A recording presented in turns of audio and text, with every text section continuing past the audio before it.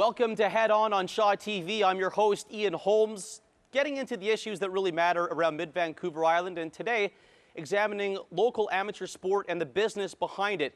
And we'll get into some issues with the Nanaimo Clippers, Nanaimo Senior A Timbermen, and also the V.I Raiders Football team, and talk a little bit about more talk that never seems to go away about a multiplex potentially coming to Nanaimo. My two guests, both colleagues of mine from 106.9 The Wolf. We have Dan Marshall here, Dominic Abassi. Dan does play-by-play for the Nanaimo Clippers, very involved in the local sports scene. Dominic here, play-by-play voice of the V.I Raiders of the BC Football Conference, and also the Oceanside Generals. Let's talk a little bit about the Nanaimo Clippers. And Dan, you were involved behind the mic of the Clippers, that devastating recent first-round series loss, the Alberni Valley Bulldogs in 5 games. And now the Clippers season isn't done. They got to get ready for the Western Canada Cup that comes up here just over a month away. And how do the Clippers prepare for a tournament like that where they have this massive layoff, Dan? Well, you use the word devastating, and you hope that the psyche of the team isn't devastated after a first-round playoff loss like that. 5 games, it's a best-of-5 series, 4 one-goal games, and all of a sudden you're in the midst of a 5-week break. How do you ramp it back up again and play 4 other league champions that have been going through the grind, have been winning games, building camaraderie, building chemistry? It's a difficult situation, and what I look back on is in 2007, the Prince George Spruce Kings of the BC Hockey League hosted the national championship, the Royal Bank Cup. They were bounced in the first round. They went home for a couple of weeks, came back. The Clippers doing much the same thing, and made it to the final game of the national championship that year. And it was regarded as a great tournament and a great success for Prince George. And the Clippers will be drawing on moments like that throughout the history of the BC Hockey League, and indeed through junior hockey in Canada, to try and ramp things back up again. They'll be the freshest team. They'll be probably the healthiest team. And those are the things that they'll try and use to their advantage. Yeah, and Dom, it's an interesting dynamic. As Dan said, they're going to be very healthy, but not so much game ready and playoff ready. There's going to be 4 teams coming into Nanaimo that won their respective leagues, and Nanaimo's sure waiting for them, but those teams are battle tested. Well, there's one thing that an athlete will tell you, and practicing is the worst. Most athletes do not enjoy the act of practicing. It's tedious, it's tiresome, and you can't simulate a game. You just can't do it, no matter how hard that you do practice. So I think the Clippers are going to have to find a way, especially the coaching staff with Mike Vandekamp and Michael Olsen, to be creative. Find a way to make their players feel like they are actually playing in a game. And one thing about it, Ian, it's a tournament dynamic, the Western Canada Cup. It's not a playoff series, so you only have to win the right games. You have to win a game to get into the playoff round, and you have to win a game to medal, and then you're off to the national championship. So it's a much different dynamic than a playoff series like the rest of these teams are going to be coming out of. Hey, Dan, this is going to be great for the Nanaimo economy, Mid-Island region. This isn't just a hockey tournament. This is a real event, isn't it? Why don't you tell viewers a little bit about what kind of value-added things are going to be happening besides just what's going on the ice?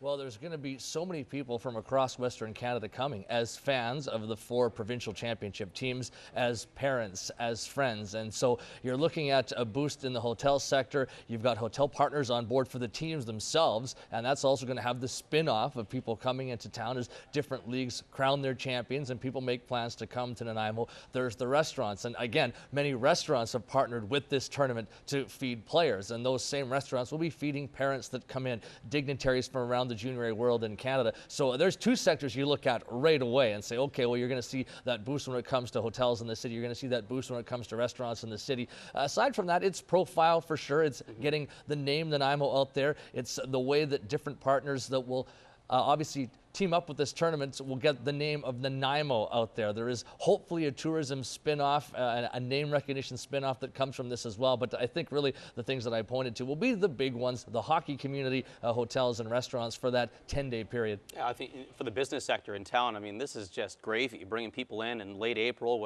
early May, where the weather's going to be very nice. I think Nanaimo is going to be showcased pretty positively with a tournament like this. It's a chance to kind of put the city on the map, and obviously the Clippers have been on the map in the hockey community for a lot of years, and you think about the work that Bill Beswick did with that organization. The Nanaimo Clippers in the amateur hockey community are certainly a legendary organization, but a first-of-its-kind tournament in a city like Nanaimo. You said it, at the end of April, early May. What better time to have people come to the city? Clippers have their challenges, their work cut out for them ahead of them. Another organization with a lot of work to do is the Nanaimo Senior A Timbermen, and a lot of news off-season here. And Dan, I'll pitch this to you. First off, let's talk about the massive moves behind the bench, and also the best player, arguably one of the best players in the world, and Nanaimo's favorite son, Scott Ranger, he's now going to be wearing the green colors of the Victoria Shamrocks. So just delve into what happened to the Nanaimo Timbermen in the offseason and what they have to look forward to this season. Well, two massive off-season stories, that to each of which in any year could be the major off-season story.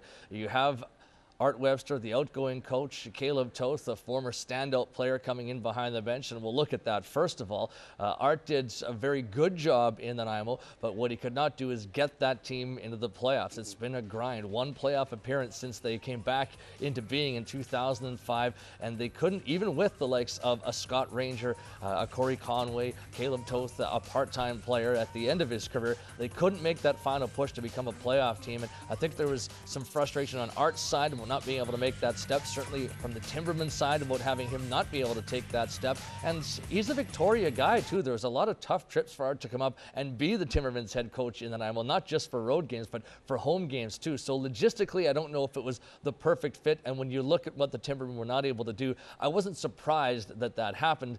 Caleb Toth has been on the radar for a long time as maybe a guy that could take over the team as a coach. It's his first time behind the bench, just retired from professional play. You knew this was probably going to be maybe the end of the line for him when it came to the WLA, a guy that commands the respect of his players underneath him because he's been their teammate. He's been to the highest level. He's won championships, not just NLL, not just WLA, but indeed world level championships as well. So he's got an unbelievable resume. Will that translate into him being a surefire coach the first year? I don't know that that's going to be the case, but I think if he can stick with this team, if he can grow with the club, he's certainly got the support of Abassi, the ownership group there, and I think down the road you're going to see this will pay dividends. Yeah, I don't know Caleb too well, Dom. I've interviewed him a couple of times, but I've just been impressed with his overall demeanor. And I've had conversations with a couple of Timbermen players, and they are very excited, and they respect Caleb Toth. It sounds like the Timbermen, they got the right man here, bringing Toth in behind the bench.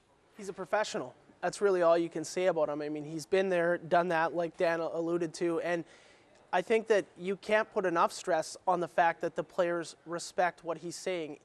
In this day and age of amateur sport, I see it time and time again with young kids, even with mid-20 kids and even grown men. If they don't respect the message that's coming from the top, they will not respond, and they will not perform in a way that's going to be conducive to winning. So to have a coach like Caleb Toth behind the bench, that the players know he's been there, he's done it, and they can look at him and say, when he's asking me to do something, he's probably done it himself. Not to say that Art Webster didn't command respect, but maybe an older voice that wasn't connecting with the players. Caleb Toth has been on the floor with these guys, competing and battling as soon as last year. So they're going to be able to look at him and say, this is a guy who knows what he's talking about. V.I Raiders, Dom, this is right down your alley. And last year, a string of 6 straight provincial championships came to a shocking end, quite frankly. The Raiders were the favorites, but that was a very good Langley Rams team. So the Raiders, I'm sure they're loading up the cupboard again. They've lost a lot of good players, but I understand there's quite a bit more talent coming in, Dom, and the Raiders look to be back and try to regain their perch atop the BCFC, aren't they, this year? Well, there's a couple interesting things about losing. It makes you hungry. And I think, at least being somebody who was around the team, not quite a daily basis, but certainly a week-by-week basis, and calling all the games for the Raiders last season, I could see a bit of a lack of hunger with the team, and specifically with the coaching staff. This is a coaching staff, for the most part, that has been together as a solid unit since 2003 in a lot of cases, and has added pieces and moved guys in and out as they moved along. And since the move to Nanaimo in 2005, they've done nothing but win. Like you said, 6 consecutive BCFC championships, 3 national titles. It's only human nature that you start to lose your drive a little bit when you're constantly number 1. There's nobody pushing you from the back and you say, well, we're going to show up, we'll win the BC championships this year. And that didn't happen last season. The Langley Rams put together a fantastic team. Jeff Alamahota, their head coach, did a wonderful job of really inspiring the belief in his club that they were better than the V.I Raiders. And they believed that. They might not have been, but on the BC Championship Day in late October, they were the better team. So I think that that might have been the best thing that could have happened to this V.I Raiders organization, because now Matthew Blocker, Coach Snoop as he's better known, has been back on the road recruiting. He's been across Canada already this offseason, all the way out to Nova Scotia, Regina, Winnipeg. He's visiting all these communities and reconnecting those ties that the Raiders previously had on lockdown as far as recruiting goes across Canada. And he's going to bring in some top-tier talent, and the fire and the drive to be the champions again and get back what was theirs, I think, will be there once again for the Raiders. Dan, this is, I think, good for the BCFC to have a different champion come in. And, I mean, I think a lot of people criticize the league for being, oh, this is just the Raiders league, and it's kind of a lot of the drama may be taken away from the regular season, but this might generate a little more interest, especially in the lower mainland market and the interior of Well, bringing people a little bit more interested in what's going on with the BC Football Conference after seeing the Raiders dethroned last year. Well, and it's not just that it's the Raiders losing to Langley, it's that it's not the Raiders and the Okanagan Sun again and again and again. So it does breathe some new life. Langley in a unique situation last year, though. That was a team that was building towards that. And as you look this year, the slate is somewhat clean. I think the Raiders will go in as favorites, but there's questions. Is Okanagan going to be able to get back to their perch? Is Langley going to be able to duplicate what they did last year? So for the first time, maybe in a long time, there's questions entering the BCFC season starting in late July. A lot of drama. I love going down to Caledonia Park. It's a great way to spend the summer, and you know, it's been a great tradition, and I love being a part of that as a fan. Something I hope to be part of as a fan many years ahead. One of my favorite topics to talk about, just because it doesn't go away. People say, you know, you keep beating this drum about a multiplex, but I keep hearing rumors from all kinds of different factions of the community, a range of different people, all different ages, all kinds of rumors about a multiplex in Nanaimo. And Dan, what are you hearing? This is something that just isn't going away. It just continues to generate momentum in terms of the possibility of a multiplex in Nanaimo and one day a Western Hockey League setting up shop in the Harbour City.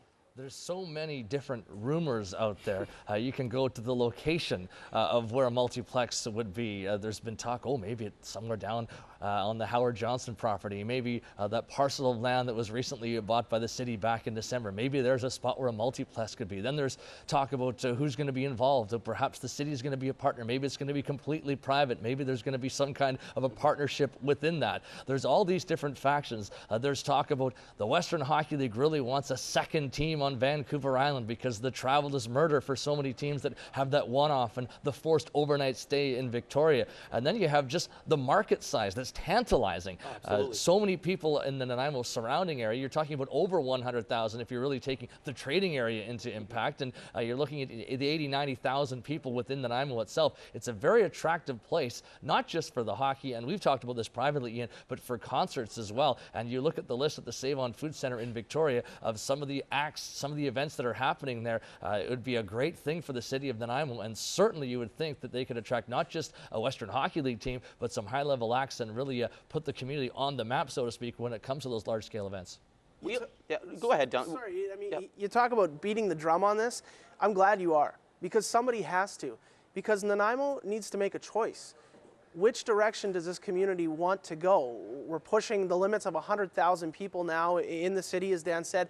Do we want to push forward and become a big city and have some of the nice little treats that big cities get? Or do we want to stay where we are, maybe even try and reduce in size and become a community known for simply having beautiful parks and gorgeous landscape? There has to be a decision made, I think, as a community and certainly as a council, which way this community is going to go. And for me, I want to see things move towards the direction of a multiplex. And like Dan said, you look at the acts, Elton John, Ozzy Osbourne, the Tragically Hip. These are bands that would come to Nanaimo if we had the facility here. WHL team aside, I think it's something this city needs to have. Yeah, I mean, you go to a place like, say, Kamloops or Kelowna and say, you know, what would those communities be like without their multiplexes and their downtown cores? And it would just, I don't think they could even have imagined without their Western Hockey League franchises and the various concerts and events they get to their communities. I'm with you, Dom. I think it's just a matter of time before a multiplex sets up shop in Nanaimo. It's just all signs point to that, so we'll watch that situation here in the months and years ahead. Guys, we're flat out of time. Thanks so much for coming on. It's great to get you guys around the table and talk some local sports, little Clippers, also some Timbermen, Raiders, and the multiplex at the end. Guys, thanks so much, Dan, for coming in. Dom, you too. Appreciate it, Ian. Thanks. That's another edition of Head On Shaw TV, examining the issues that really matter around mid-Vancouver Island. Thanks so much for tuning in, and tune in next time.